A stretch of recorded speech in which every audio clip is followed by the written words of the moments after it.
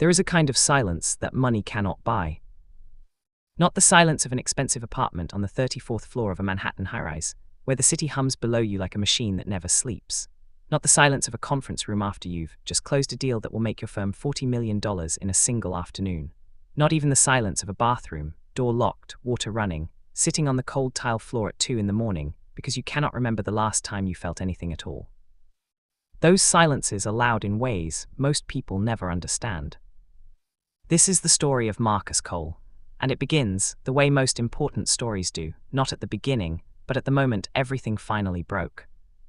He was 36 years old, and by every measurement that the world agreed upon, Marcus Cole was winning. His apartment was on the Upper West Side, 1,300 square feet of imported Italian marble and floor-to-ceiling windows that looked out over Central Park like a painting that changed with the seasons. He drove a car he'd bought in cash. He wore suits that cost more than most people's rent. He had a title, Senior Financial Analyst, Meridian Capital Partners, that made strangers at dinner parties lean in with interest and ask follow-up questions. He had the respect of men twice his age. He had a bonus structure that had paid him, in his best year, $412,000. He had a personal trainer, a nutritionist, and a therapist he saw every 2 weeks whom he paid $300 an hour to sit across from and tell that everything was fine. Everything was not fine. But Marcus had been telling that lie for so long, to his therapist, to his mother, to himself, that he had almost stopped hearing it. Almost. He grew up in Harlem on 141st Street, in a 3-bedroom apartment that housed 5 people. His mother, Patricia, cleaned offices in Midtown from 6 in the morning until 2 in the afternoon, then came home and ironed her supervisor uniform for the following day. His father, Raymond, drove a city bus for 22 years, the same route, the same streets, back and forth, until his knees gave out and the city gave him a modest pension and a handshake. His 2 sisters shared a room. Marcus slept on the pullout in the living room and did his homework at the kitchen table after dinner while his father watched the evening news. They were not poor in the way that poverty is sometimes romanticized. They were poor in the way that makes you careful. Careful about what you ordered at a restaurant if you ever went to one. Careful about telling your friends your address. Careful about the specific silence that fell in the apartment when a bill came in the mail that nobody talked about out loud. But Patricia and Raymond Cole had decided very early that their son was going to college. That decision was not negotiable. It was the one thing in their lives that had a finish line they believed in completely. Marcus studied like his future depended on it, because he understood, even as a child, that it did. He got into Columbia on a partial scholarship and a financial aid package that his mother cried over for 20 minutes at the kitchen table, reading the letter 3 times before she believed it. He studied economics. He worked in the campus library on weekends. He interned at a boutique investment firm his junior year and discovered that he had a natural gift for reading numbers the way some people read faces. Intuitively, almost emotionally, seeing the story inside the data before he could fully explain why. By the time he graduated, he had 2 job offers. He took the one that paid more. That felt, at 22, like the most responsible decision a man from 141st Street could make. And for a long time, a surprisingly long time, it was enough. The first 5 years at Meridian Capital were intoxicating in the way that speed is intoxicating. Everything moved fast. The hours were brutal, 12, 14, sometimes 16 hours a day, but there was an adrenaline to it, a fever-pitch quality to the work that made exhaustion feel like ambition. Marcus was good at this. He was better than good. He had a clarity of mind under pressure that made senior partners notice him early, pull him into rooms he had no business being in yet, ask his opinion in meetings with clients who managed pension funds and hospital endowments. He made his first 6-figure salary at 24. He sent his parents a check every month, not because they asked, but because he'd promised himself he would, standing in that kitchen doing homework, listening to the news his father watched but couldn't really afford to act on. He bought his mother a new washing machine when she was 50. She called him crying, and he stood in his office bathroom with the door closed, trying not to make any sound. He told himself that was why he was doing this, for them, for the kid on the pull-out couch, for the future version of everything 141st Street had made him want to escape. But somewhere around year 6, something started to shift. It was quiet at first, the way a small crack in a foundation is quiet, not visible, not dramatic, just there, doing its patient work in the dark. He noticed it first in the mornings. He would wake up sometimes before his alarm, sometimes with a start, heart already racing, and lie in the dark of his expensive apartment and feel nothing. Not dread, not excitement, not anticipation. Just nothing. a flatness, like a screen that had been on so long it had burned through the pixels in one spot. He ignored it, the way he ignored most things that didn't have a solution he could model. He worked harder, he pushed for bigger deals, he took on more accounts. He told himself the flat feeling was fatigue, and that rest would fix it, except he never really rested, and so the theory was never tested. Year 7, he started having headaches. Not the kind that come from staring at screens, although he did plenty of that, but a deep, dull pressure behind his eyes that arrived some mornings before he'd even had coffee, as if his body was registering an objection his conscious mind refused to file. Year 8, he stopped sleeping well. Not insomnia exactly, more like a suspension. He would fall asleep, sometimes quickly, and then surface at 2 or 3 in the morning and lie there, staring at the ceiling, with a feeling he could not name sitting heavy on his chest like a hand pressing down.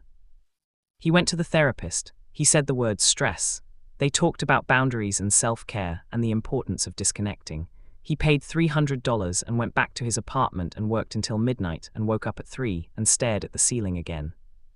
He started keeping a glass of whiskey on his nightstand, just one, he told himself, to take the edge off, to get back to sleep. By year 9, it was rarely just one. He did not tell anyone about the whiskey. He did not tell anyone about the mornings when he would sit in his car in the parking garage beneath the office building for 10 minutes before going inside, just sitting there in the dark with the engine running, breathing, trying to locate some version of himself that wanted to walk through those doors. He told the therapist things were better. He tipped his cleaning lady extra at Christmas. He donated to 3 charities he'd read about in a profile piece in a magazine. He ran the New York Marathon in under 4 hours and posted the finish line photo, and people he hadn't spoken to in years sent him congratulations. And then, on a Tuesday morning in November, in the middle of a presentation to 14 people about a restructuring deal worth $60 million, Marcus Cole stopped talking. Not paused, not stumbled. Stopped. He was mid-sentence. The slide behind him showed a waterfall chart he had personally built over 3 days. He was pointing at a number. And then he wasn't pointing at anything. He was just standing there, hand still raised, finger still extended, and the room had gone very quiet, and he could not remember the sentence he had been in the middle of, and more than that, he could not remember why any of it mattered, and more than that, he suddenly could not breathe. He excused himself. He walked to the bathroom. He sat down on the cold tile floor, back against the wall, and his hands were shaking, and his vision was doing something strange at the edges, and he thought, with a remarkable calm that surprised him, I think I am dying. He was not dying. His colleague called a doctor. It was a panic attack, his first, though not, as he would later understand, his last. The doctor was kind and thorough and spoke in a measured voice about cortisol and sustained psychological stress and the importance of immediate, serious intervention. Marcus nodded at everything the doctor said. He went back to his apartment. He poured himself a drink. And then he sat by the window and looked out over Central Park for a very long time, watching the city move below him, all those people going somewhere, urgent and purposeful, and he thought about the fact that he had spent 14 years building a life that felt, from the inside, like a building with beautiful windows and no floor. The decision to leave did not come in a flash. That is how people tell it afterward, the moment of clarity, the lightning bolt, the sudden awakening. Marcus would later say that the truth is slower and messier than that. It came in increments.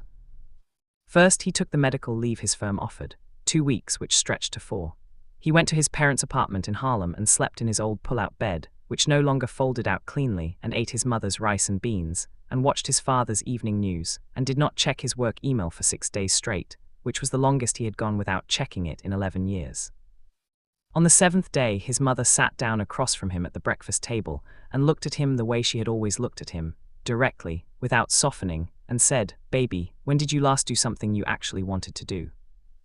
He opened his mouth to answer and realized he couldn't, not because the question was unfair, because it had been so long he genuinely didn't know. He went back to the therapist, a different one this time, a man named Dr. Osa who had an office in Brooklyn and charged on a sliding scale and had on his wall a single framed quote from James Baldwin that said, "Not everything that is faced can be changed, but nothing can be changed until it is faced." Marcus spent the first 3 sessions mostly talking about the panic attack. The 4th session, something else came out, a memory he hadn't thought about in years. He was 12 years old, sitting at the kitchen table on 141st Street. A boy from his building had come to him. Marcus had always been good with numbers, and Marcus had helped him figure out why his mother's bank kept charging her fees she didn't understand. They'd spread the bank statements out on the table, and Marcus had explained, slowly and carefully, how the overdraft system worked, how the bank was essentially penalizing her for being poor, and what she could do differently. The boy's mother had come by later that evening, and she'd held Marcus's face in both her hands and said, "You have a gift, child, a real gift." He had not thought about that in years. He had filed it away somewhere under the category of things that were sweet but not practical, the way you file away a childhood dream when adulthood comes knocking and the rent is due. But sitting in Dr. Osai's office on a rainy Thursday in January, Marcus Cole cried for the first time in longer than he could remember.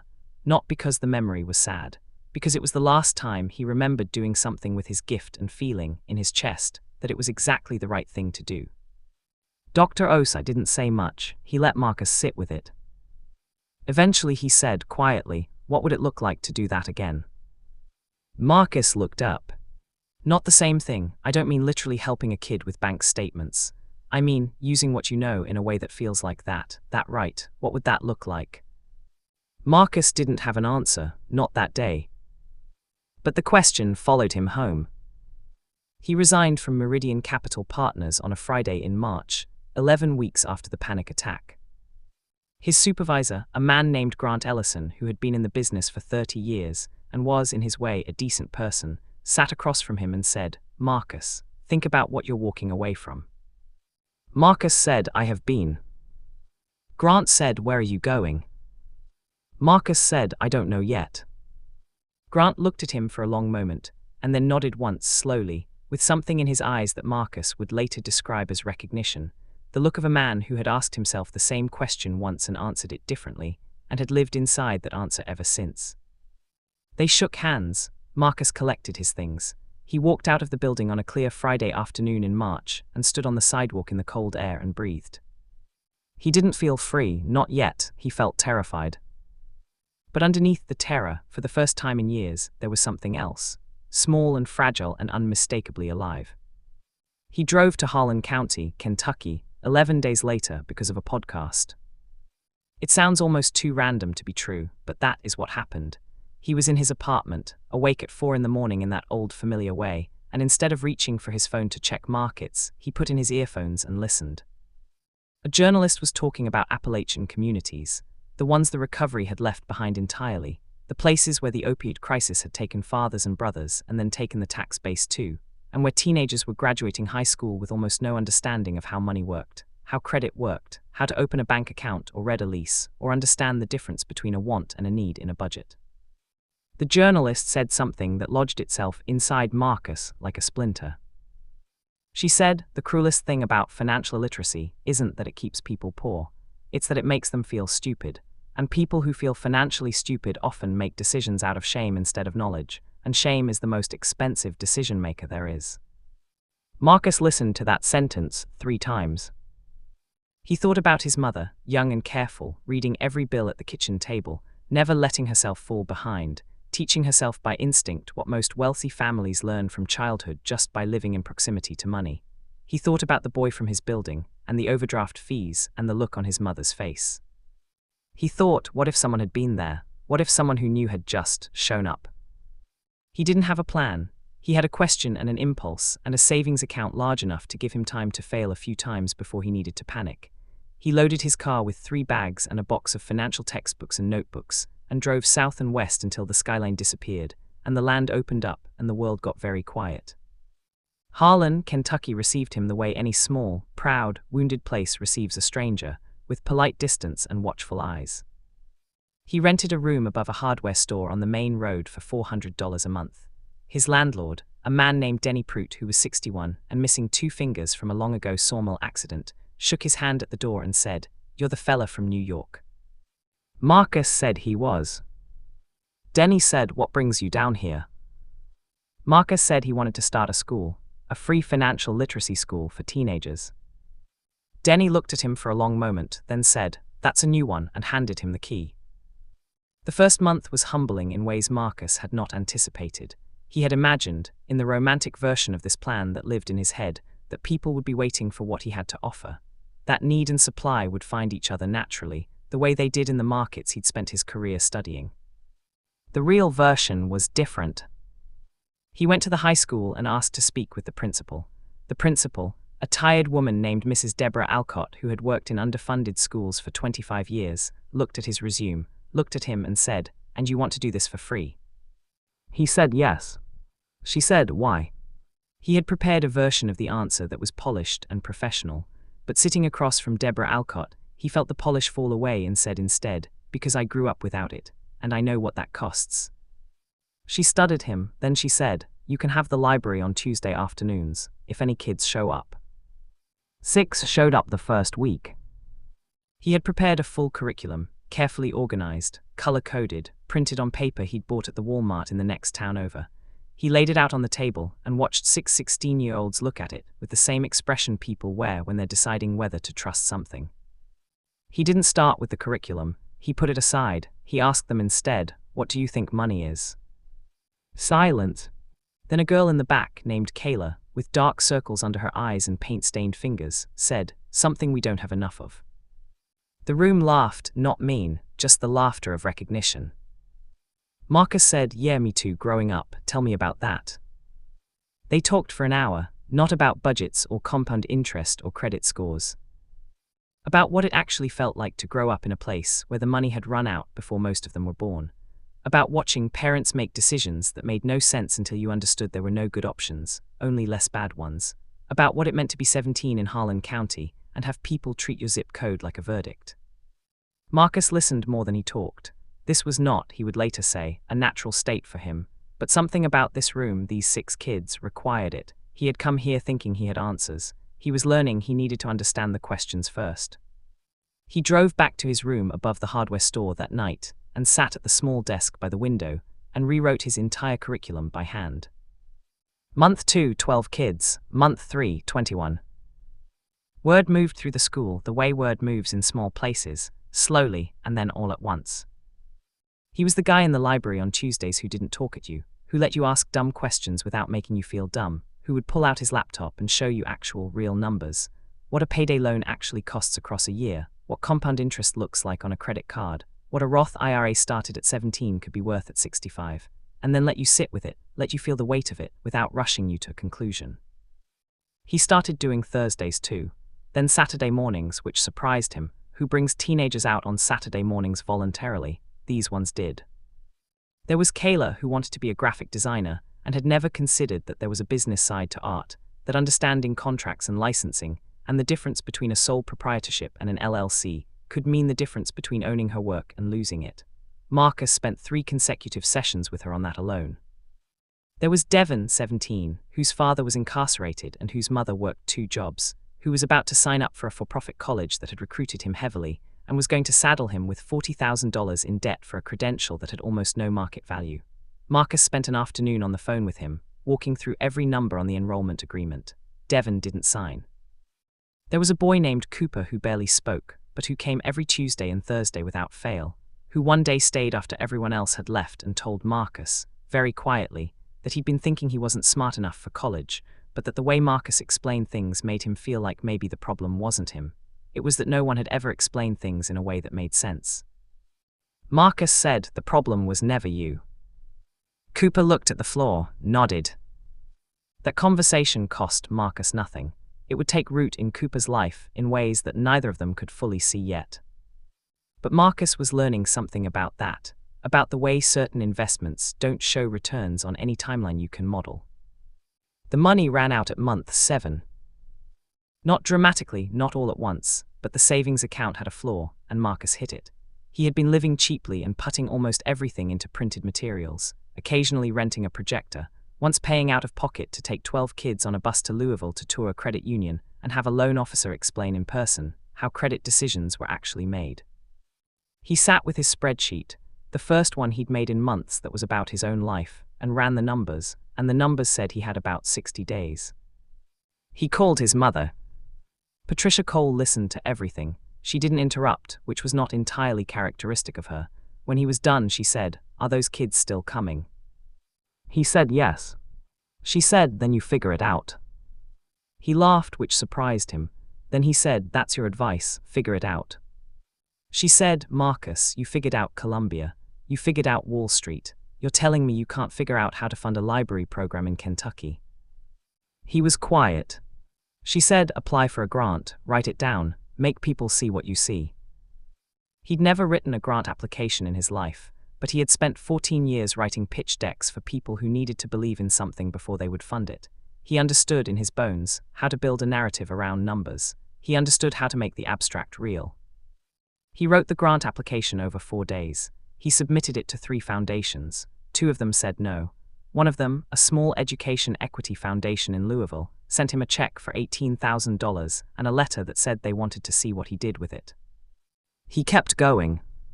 The second year was harder than the first in the ways that matter and easier in the ways that don't. Denny Prout, his landlord, started stopping by the library on Tuesdays, not to participate, just to watch. One evening he stayed until the last kid left, and then he sat down across from Marcus and said, "My daughter dropped out of community college because she didn't understand her financial aid package." Marcus said, "How old is she?" Denny said, 23. Marcus said, "Tell her to come in."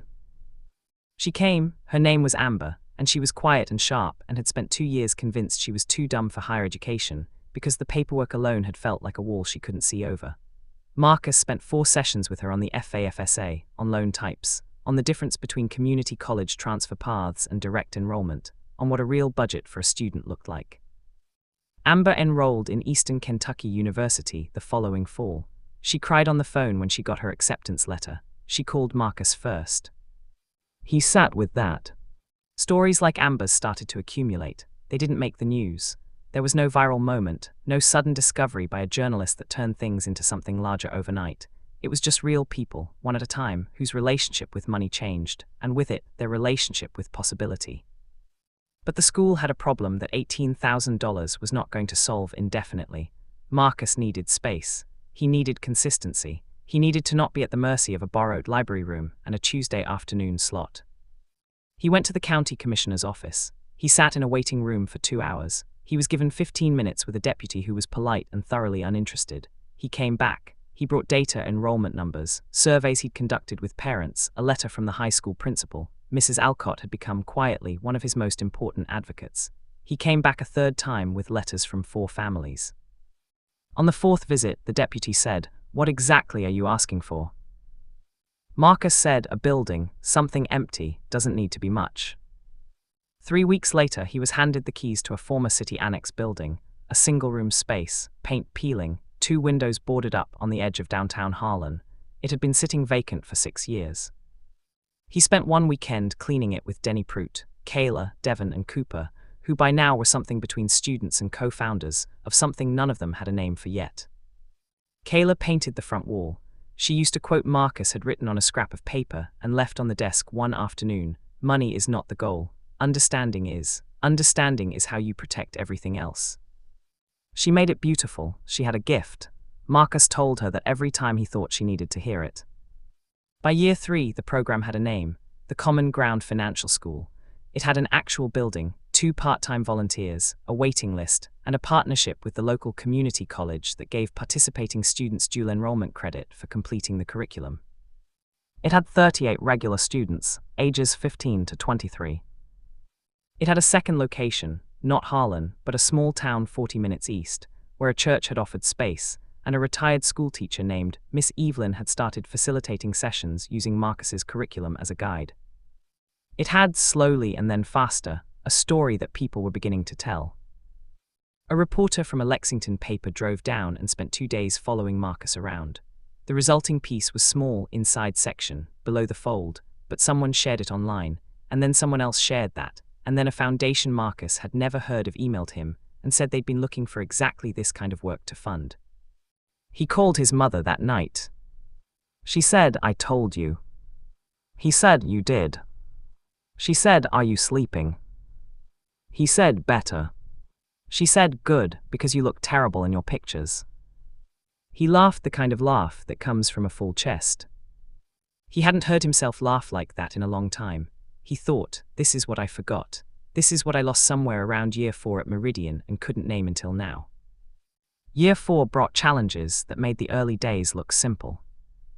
A local politician, running for state assembly, looking for a culture war issue that would play well, publicly accused Common Ground of teaching children socialist ideas about money. The accusation was absurd on its face. What Marcus taught was deeply capitalist: budgeting, interest, credit building, entrepreneurship, the mechanics of markets. But in a media environment that ran on heat rather than light, the accusation spread faster than any correction could. He got phone calls that were unkind. He got a letter that was worse. 2 volunteers stepped back, not because they disagreed with him, but because they were afraid for their own families in a small town where opinion moved like weather. He thought about quitting. He would not tell you otherwise. There were 3 weeks in the fall of year 4 where he woke up every morning and lay in the dark and thought about it, felt the possibility of it, the weight-lifting simplicity of just stopping. But then he went in on a Tuesday morning and Kayla was there, setting up chairs, and Devon was there, and Cooper, who had been accepted to Eastern Kentucky University and was working part-time at the local hardware store, and saving his money in a high-yield savings account that Marcus had helped him open, was there too just to help, not because he needed to be. And there were 11 new faces, nervous in the way of people who have wanted something for a long time and are not sure they deserve it yet. Marcus stood at the front of the room and thought, no, not yet. He didn't address the accusation directly in public for 3 weeks. He let the work speak. He invited parents to sit in on sessions. He put up a video, filmed on his phone, edited by Kayla, of students talking about what they had learned and what it had changed. Not polished, not produced, real. Mrs. Alcott wrote an op-ed in the local paper. Denny Prout wrote a letter to the editor. Miss Evelyn brought 30 people from her church to a county board meeting and sat in the room until the board chair, clearly uncomfortable, acknowledged them. The political attack faded the way most attacks based on nothing fade. Slowly, without ceremony, once the person making them moved on to a different controversy. Marcus held the line, that was all. He held it and kept working. In the summer of year 5, a national education nonprofit called the Threshold Foundation invited Marcus to speak at their annual conference in Washington, D.C. He wore the last good suit he still owned from his Meridian days. It fit differently now. He'd lost weight in the first year in Kentucky, gained it back differently, more slowly, in the way that comes from actually sleeping and walking and eating meals sitting down. He stood in front of 400 educators, foundation officers, and policymakers in a hotel ballroom in D.C. and told the truth. He told them about the panic attack. He told them about sitting on the bathroom floor. He told them about the whiskey on the nightstand, which he had not touched in 4 years. He told them about his mother and 141st Street and the boy from his building and the overdraft fees. He told them about Kayla, who had just signed her first design contract, her first real, legally sound contract, with a licensing clause and a kill fee and payment terms, at the age of 19, and who had sent him a text that said simply, "You told me to understand my work." He told them about Devon, who had graduated from community college and was transferring to the University of Kentucky in the fall on a full NAID-based scholarship, the paperwork for which he had filed entirely on his own.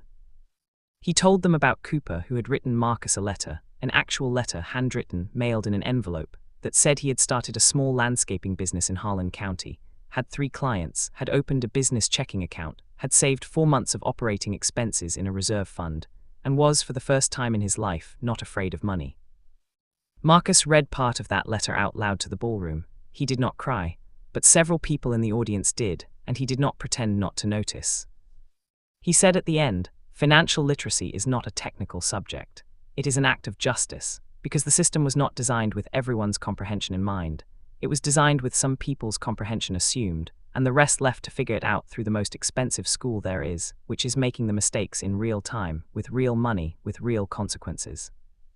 He said, the gap between someone who grows up knowing how money works and someone who doesn't is not a gap in intelligence. It is a gap in exposure, and exposure is something we can change. It is one of the few things we can actually change. The room was quiet. Then it wasn't. By the end of year 5, Common Ground Financial School operated in 12 locations across 3 states, Kentucky, West Virginia, and rural Tennessee, serving over 1,100 students annually through a combination of in-person programming, trained local facilitators, and a free digital curriculum that had been downloaded 42,000 times from a website Kayla had built. It had a staff of 7 full-time employees, a board of directors that included a former U.S. Treasury official, a Stanford education researcher, and Denny Prout, who Marcus had insisted on including because, as he told the board chair, he showed up when nobody told him to. That's the first qualification I look for. It had been featured in the Atlantic Asterisk, mentioned twice in congressional testimony about rural economic development, and had received a grant, the largest in its history, from a major family foundation that wanted to fund a 5-year expansion into 6 additional states. Marcus still lived in Harlan. He had moved out of the room above the hardware store into a small house on the edge of town, with a porch that looked out over a hillside that turned extraordinary colors in October. He had planted a garden in the backyard, which he was bad at but improving. He slept 7 hours a night, most nights. He was not rich. He was not rich in any way that his 30-year-old self would have recognized as rich. His salary was $62,000 a year, less than he used to spend on suits. He drove a 6-year-old truck that Denny had sold him for a price that was more kindness than commerce. But there was a different kind of accounting happening now. His mother came to visit in October of year 5. She had never been to Kentucky. She stood on his porch in the early morning with a cup of coffee and looked out at the hills, golden and amber and a deep, impossible red, and she said quietly, "Marcus." He said, "Yeah, Mom." She said, "This is what it's supposed to feel like." He looked out at the hills. He thought about the 36-year-old man sitting on a bathroom floor in Manhattan. He thought about the boy on the pull-out couch, doing homework by lamplight while his father watched the news. He thought about Kayla's first contract, and Devon's scholarship paperwork, and Cooper's handwritten letter. He thought about all the versions of himself he had been, and all the things he had thought he was building toward, and how the thing he had eventually built looked nothing like the plan, and everything like the point. He said, "Yeah." He said, "It really does." There is a thing that Marcus Cole says now, when people ask him what he learned from leaving everything behind. He has been asked this question in interviews, in podcasts, in the Q&A sessions after conference talks, in letters from strangers who found him on the internet and wrote to say that something about his story made them feel brave enough to ask their own version of his question. He says this: "The most dangerous illusion is that you can earn your way to feeling something. That if you hit the next number, close the next deal, reach the next level, something will arrive, some inner peace, some deep satisfaction, some sense of having finally become enough. But you cannot get there by accumulation. The accumulation will never be large enough because what you're actually hungry for doesn't live in that world." He says, "I had to lose my idea of success before I could find out what I actually cared about. And that is a terrifying trip. I won't pretend it isn't. Leaving is not the answer for everyone, and I am not telling anyone to do what I did. I'm saying, know what you're building toward, know why you get up, not the answer you give at dinner parties, but the real one, the one at 3 in the morning. In the quiet." He says, "The work that matters most is almost never the work that pays the most, and knowing the difference is not a luxury, it is the whole thing." On the wall of the Common Ground Financial School's main room in Harlan, Kentucky, there is a quote in Kayla's handwriting. She repainted it every year, adding a little more color each time, until it became something you could see from the street if the door was open. It says, "Money is not the goal, understanding is. Understanding is how you protect everything else." Below it, in smaller letters that Kayla added herself, without asking permission. "And you deserve to understand." 1,100 students a year walk into rooms with that quote on the wall, or ones like it, in small towns across the American interior. They sit down at tables, and they ask questions they were once too ashamed to ask. They learn that the gap they feel is not about intelligence. They learn that understanding is something they can build, like any other skill, one session at a time. They learn that someone cared enough to show up. And somewhere in the origin of all of it, underneath the foundations and the grants and the curriculum and the expansion plans and the congressional testimony, there is a Tuesday afternoon in a borrowed library room in Harlan, Kentucky, and 6 teenagers looking at a printed piece of paper, and a man who quit his life to find out what his life was actually for, asking a question that had no model, no projection, no precedent. "What do you think money is?" And a girl in the back, with dark circles under her eyes and paint on her fingers, answering the truest thing she knew. "Something we don't have enough of." And a man saying, "Yeah, me too, tell me about that." And the whole thing beginning, the way all real things begin, not with a plan, but with someone deciding to stay in the room. The greatest investment Marcus Cole ever made was not in a fund, a portfolio, or a market. It was in the decision to stop performing a life and start living one. And the return on that investment cannot be measured in any currency he used to know. But it compounds every single day, in ways that will outlast him. And that, he will tell you, is the only kind of wealth that ever really mattered.